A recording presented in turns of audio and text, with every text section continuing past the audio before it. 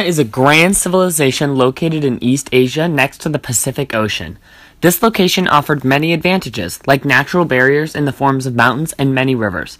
They also had access to the ocean, but this setting also created disadvantages. Natural barriers locked them in, and mountains made traveling through the 7 warring states difficult. China's past is very interesting. We will start at the Qin dynasty. The Qin dynasty brought peace and order to China by controlling the 7 warring states. The Qin dynasty followed a very strict way of thinking called legalism. Legalists believed in a strict law, order, and unity. When you did good things, you would receive a reward. If you did something wrong or unjust, then you would have to receive harsh punishment. This was enforced by the emperor of the time.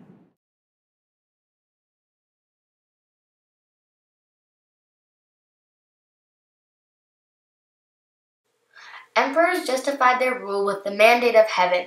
The mandate of heaven is the belief that the emperor was appointed by God and is considered the son of God. If there are floods, rebellions, diseases, or famines, it is seen that God is angry at the emperor and it is time for him to step down.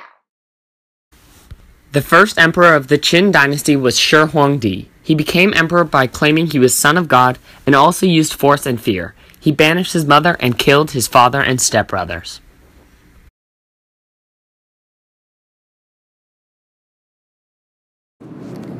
Shi Huangdi used legalism to strengthen his power. He had all of the power and no one could have any say in the government. The emperor would force people to do laborious tasks or kill those who created conflict. Most of the solutions, though, were in many law and rules. The emperor had to perform rituals in order to maintain the relationship between heaven and earth. Although there was not much emphasis on religion, the people did believe in heaven, hence the mandate of heaven. The society had somewhat complex structure. The emperor was the ultimate ruler and controlled everything. They thought to strengthen their society, they would need to increase agricultural productivity and build up a large army. Thus, the peasantry became the foundation of the Chinese state. Bureaucrats are very important because they represented their society. The higher class moved in carriages and wore robes with ribbons, seals, and headdresses to appropriate their ranking. Most officials came from wealthy families. Those who were wealthy meant they had lots of land. The majority of the population was peasants.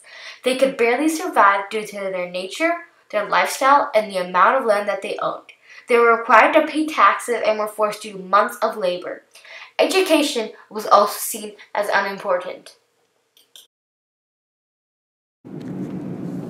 The people were uneducated but invented amazing things such as gunpowder, paper, moving print, a system of weights, measurements, and currency. They even had a written language.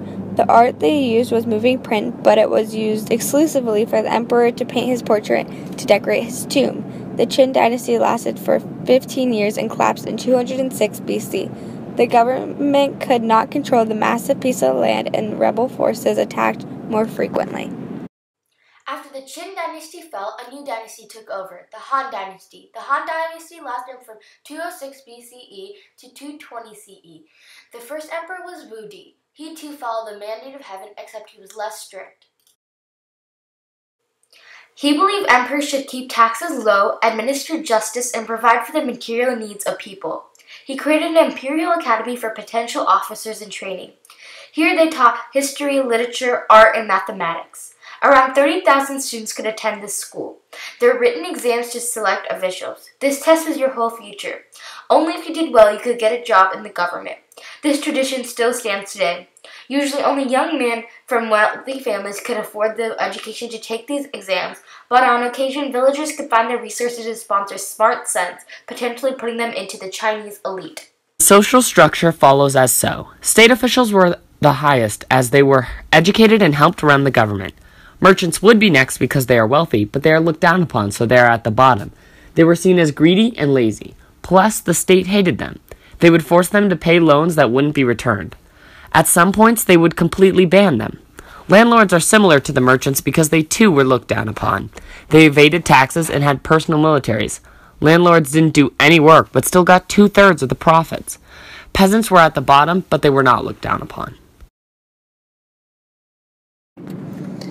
The Han Dynasty was based on Confucianism. Confucianism was created by a sage named Confucius. He believed that he had solved the problem of disorder in China. He spent too much of his life trying to get a government position to express his idea, but he couldn't. After his death, his students collected his teachings in a short book called the Analects. His solution to China's disorder was much different than the legalist answer.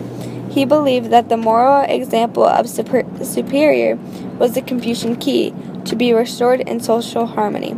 Confucius was about less law and punishment. Confucius thought that people would be shamed into living a moral and just life by the emperor, who featured all the good qualities. For Confucius, human society consisted of unequal relationships, such as father, son, husband, wife, older sibling, younger sibling, ruler, subject.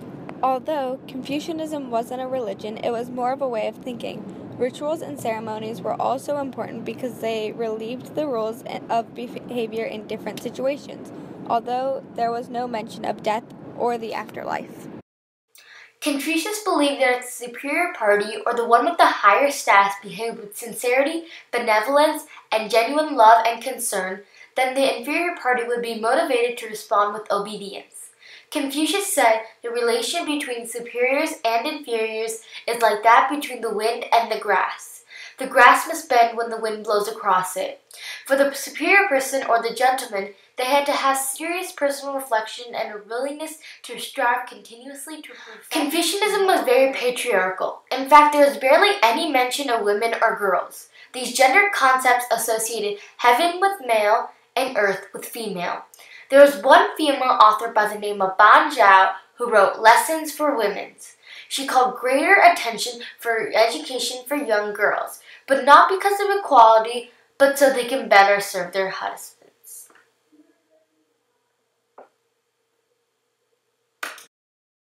Confucian morality for ideal men were contained in the paired concepts of Wen and Wu.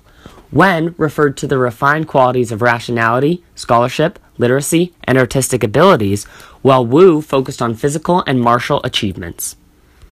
While the Han Dynasty fell because of various reasons, such as it was too large and there were too many peasant rebellions, this very impactful and sustaining dynasty fell in 220 CE. Although it fell, Confucianism still lives on. It is a huge aspect in China still.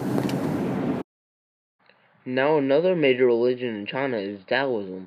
It was founded in 550 BCE. Although it was discovered much earlier, it became popular in 141 CE. It's associated with legendary figure Lao Tzu. He wrote a short poetic volume, the Tao Te Ching, The Way and Its Power. One of the stories is that Lao Tzu vanished in the wilderness on his water buffalo. Taoist ideas were later expressed in a more understandable way by the philosopher Zhuang Zhi. It was very counterintuitive to Confucianism. Taoism believed that education, moral improvement, and good government was useless and artificial. This religion urged people to withdraw into the world of nature and encourage spontaneous, individualistic, and natural behavior.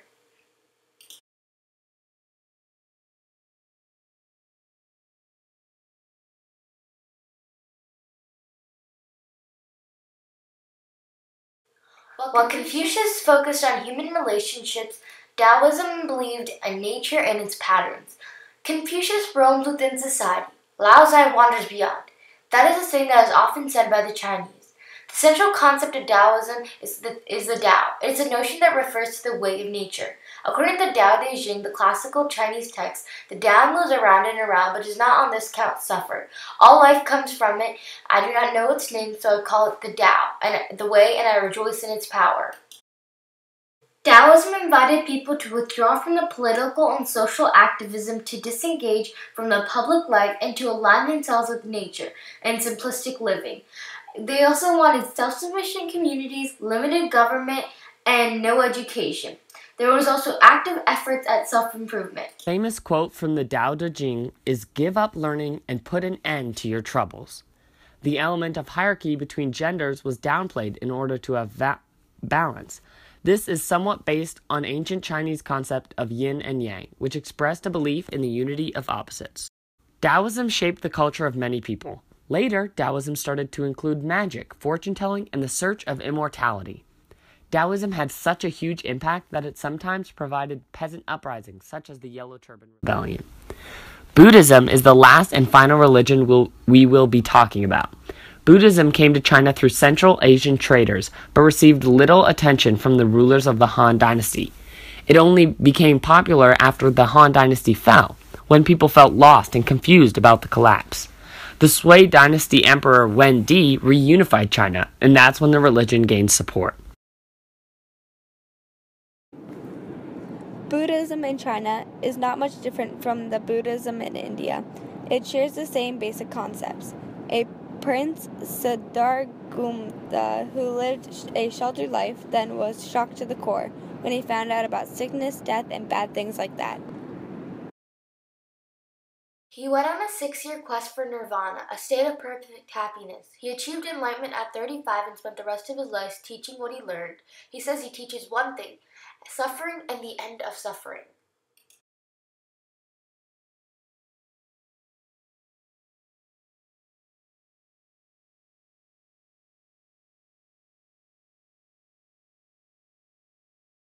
Buddhism in China is similar to the one widely known, there was a main difference. There was a specific kind of Buddha that was associated with China, the Chinese Maitreya Buddha. Now for the essential question: how did religion support the undermine authority and social structures? The mandate of heaven supported and undermined the authority and the social structure. It supported the authority because the emperor was the son of God, but it also undermined because there was any famines, floods, diseases, revolts. It is seen that God is angry at the emperor and the people are allowed to kick the emperor out. Legalism supported the authority and the social structure because the emperor was allowed to have the ultimate power and everyone was beneath him. Confucianism supported the authority because the emperor was the gentleman, the guy who had all the morality and goodness. It also supported the social structure because it was based on meritocracy, meaning if you do well, you can move up and get a better job. Taoism didn't support authority or social structure because it was believed that government was useless and unimportant. It didn't believe in social structure either. Buddhism didn't support authority or the social structure because everybody was equal and didn't seem to believe in government. China is the only civilization that has lasted up until today, and over the years have changed immensely. China is one of the only civilizations that has lasted up until today, and over the years it has changed immensely.